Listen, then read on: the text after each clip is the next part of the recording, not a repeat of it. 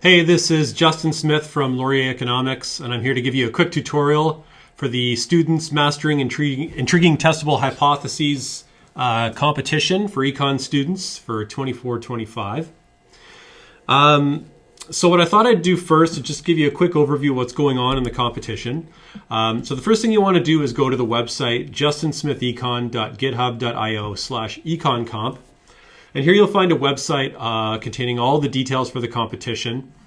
In particular, what you're doing, which is predicting hourly wages using the Canadian Labour Force Survey.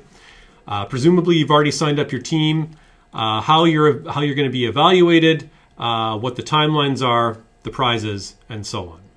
Okay, so it's all here in case you forget anything that I've talked about in this video, or if you just want a refresher as the term goes on. So this is a training video or a tutorial video on how to do a basic model and prediction using Stata.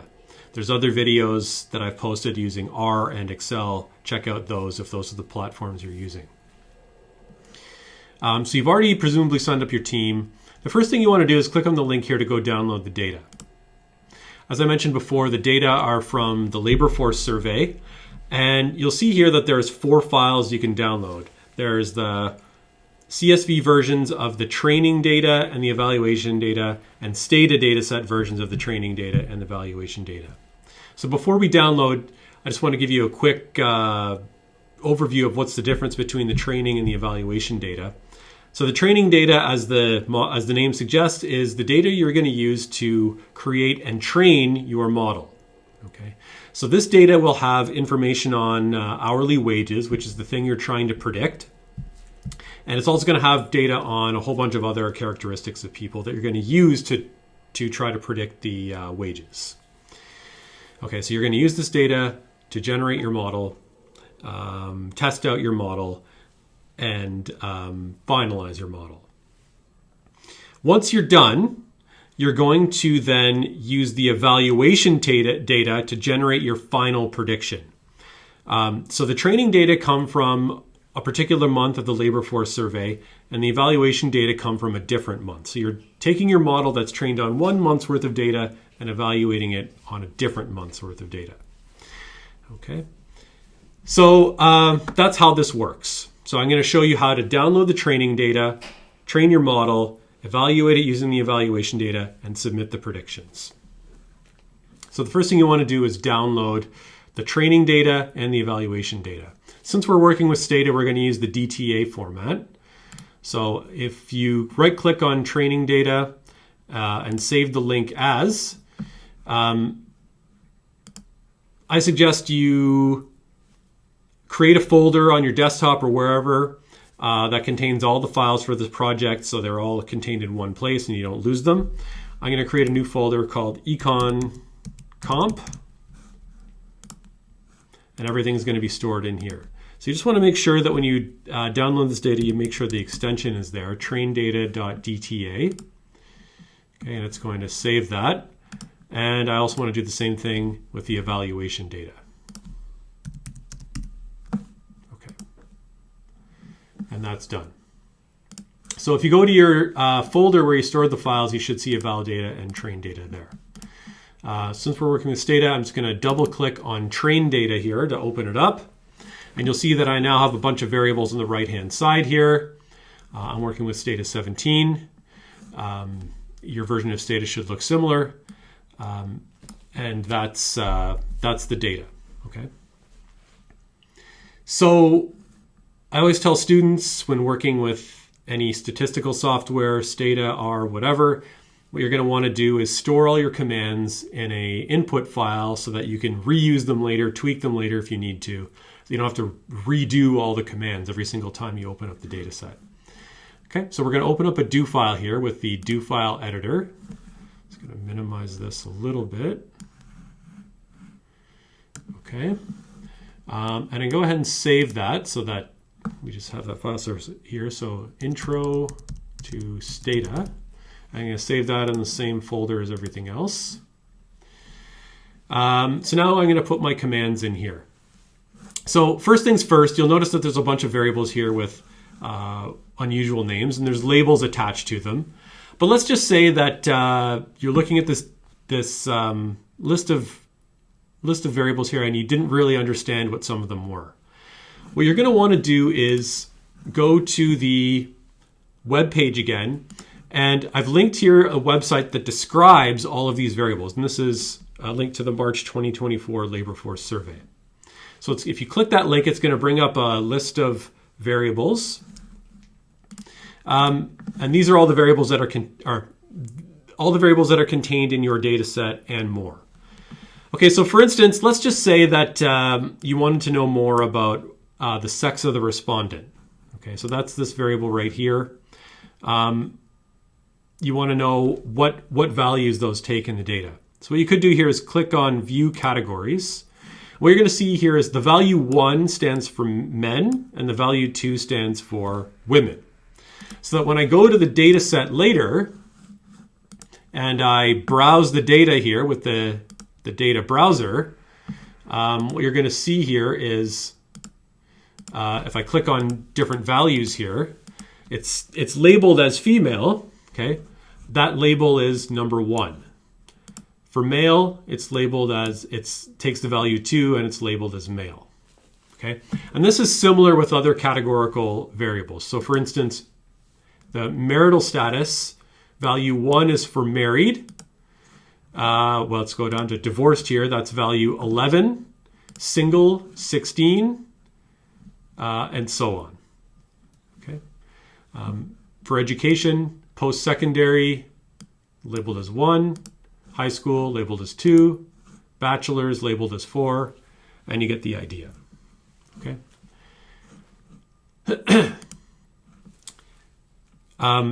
So you're going to be needing to go back and forth between the variable list on the website and the variable list in your data set just to make sure you know what's going on. So the key variable that we're going to actually want to be predicting here is this one right here, hourly earnings. Okay, usually usual hourly earnings of employees. And we can use any of the other variables in the data set to make that prediction. I'm going to go over how to make a very simple model. You, of course, can make much more complicated models if you want. I just wanted to go through a basic version of this to get people started on how to make their model, make predictions, and submit those predictions. Okay. So with the data set open, I'm going to go ahead and do a linear regression model to make my prediction. So in Stata, the command for linear regression is regress. And the dependent variable is hourly earn. And I'm going to do a simple model here where I make my predictions based on how long you've been at the job and the sex of the respondent. Okay, so how long you've been at the job is tenure, and the sex of the respondent is sex. So if I go ahead and look at the data one more time, and I scroll over here to tenure, what you see is that these values take on, this variable takes on a whole bunch of numbers. It's not quite obvious what those numbers mean right off the bat. Okay, one way to figure that out is to go over here, looking at the label, it says job tenure with current employer in months. Okay, so what these values mean is the number of months you've been with your current employer. I could also look back here at the website, and I could see, scroll down here, see where's tenure. Did I miss it? Here it is. Okay, tenure. There's a label here, job tenure with current employer in months. Okay, so that's what that value means. And we already looked at what sex means. Okay, that's 1 and 2, 1 meaning male, 2 meaning female. Okay. So I want to regress hourly earn and on tenure and sex. So the way that you do this is you type regress, dependent variable, and then you list the independent variables. So I'm going to put tenure here first. And what I mentioned earlier was that the variable sex was a categorical variable where you're either male or female. Females are coded as 1, men are coded as 2. The key thing here is that you want to avoid putting a categorical variable into a regression as though it were numerical, right? The numbers 1 and 2 don't mean anything. They're just placeholders, one meaning male, one meaning female. But if you put those in there, if I were to type out sex here as an independent variable, Stata is going to treat that as though it's numeric, which is a big mistake in linear regression, okay? Because the numbers, again, don't mean anything, but Stata is going to pretend that they do. Fortunately, in regression models, Stata has a very convenient way of dealing with categorical variables, which is that you just put an I dot in front of the name of the variable, and this is going to tell Stata to treat this as a categorical variable, and it's going to enter it in the regression as a dummy variable. Okay, so it's going to create a variable that's equal to 1 if you're male and 0 if you're female, or vice versa, and use that instead. And that's the correct way to enter in a categorical variable into a regression.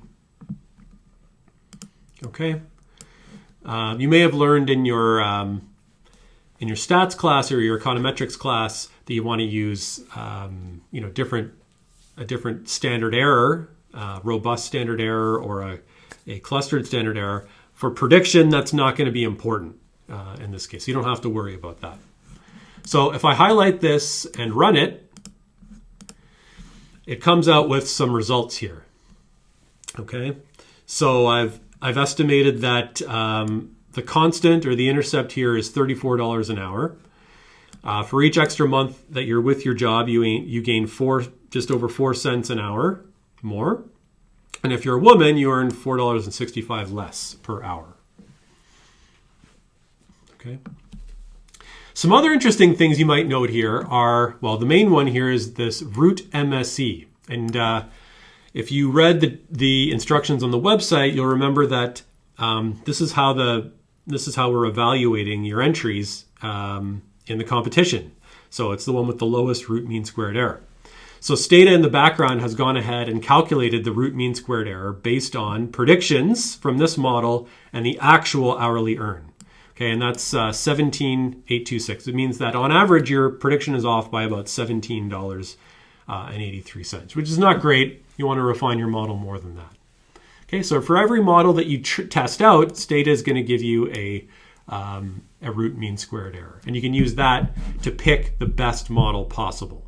Okay, as you tweak the independent variables in the model, pick the one with the lowest root MSE. Okay. So now that we have our model, we're going to want to use this model to make predictions on the evaluation data set. The easiest way to do that is to first store the estimates from your model. So estimates, the way to do that is estimates store, and just give it a name here, model. Okay, so I'm going to run that. And you'll notice that Stata has, not generated any output, but this model has run. Okay, if you want to see what estimates you've stored, you can type estimates dir. Okay, and we have model here, which is a linear regression. The next thing you want to do is you're going to want to open the evaluation data set. Okay, so just click over to your file folder, open up the evaluation data. Okay, so the model is going to continue to be active. Okay, it's just that now anytime you make any predictions, it's going to be on the model that's in memory, the data that's in memory, which is the evaluation data set. And the way to make a prediction in Stata is to use the predict command.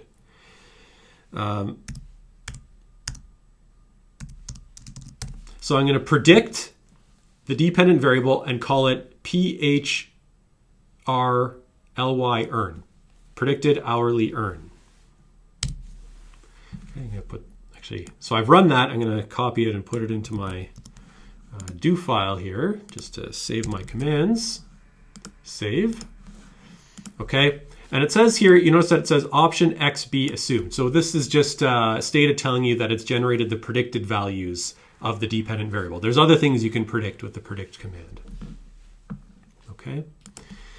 So if I just want to take a look here at my data, you'll notice that it's added this predicted hourly earnings with predictions of what the wages are in the evaluation data set. Okay, so there's my predictions. Now what I want to do is export that to a CSV file. So if I go up here to export to text data delimited, CSV, it comes up with a window here telling me to fill in some values here. So the variables that I want to export are rec num, so the record number, and the hourly earnings, P hourly earn. Okay, these are the only two that I want to export, and I want to write to a file. Okay, so we're going to call that, let's say, well, what you're going to have to call that is with your team name. So if my team name was the deadweight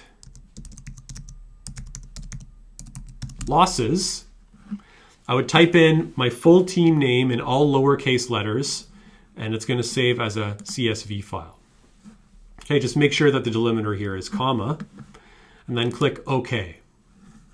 So it's going to tell you that the file was saved.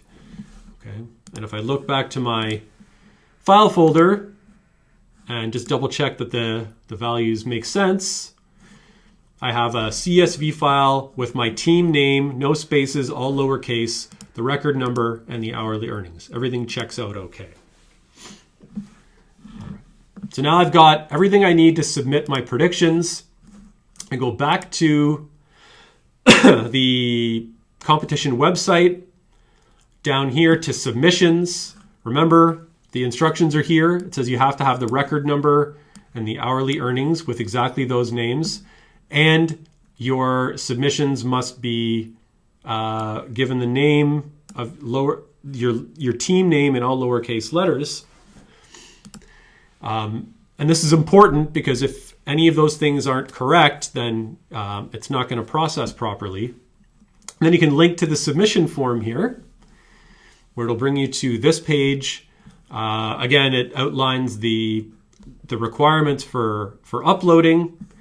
And then you can click down here on Add File, go to Browse, navigate to your file that you just saved, and then Submit. Okay, and then it tells you that your response has been recorded. So if you submit a file and you check back the next day and you notice that your root mean squared errors is not calculated properly, what you want to do is just go back and check to make sure all of the components were there, right? So in particular, that you have included the record number, that you've included the predicted earnings with exactly this name, and that you've included your team name and there's no spelling mistakes or anything like that, and all lowercase letters with no spaces. Okay. And if you still don't see everything after resubmitting, send me an email and I'll make sure to get that sorted out. So that's basically it. If you have any problems at all or just any questions, my contact information is here, jusmith@wlu.ca. Thanks. Bye.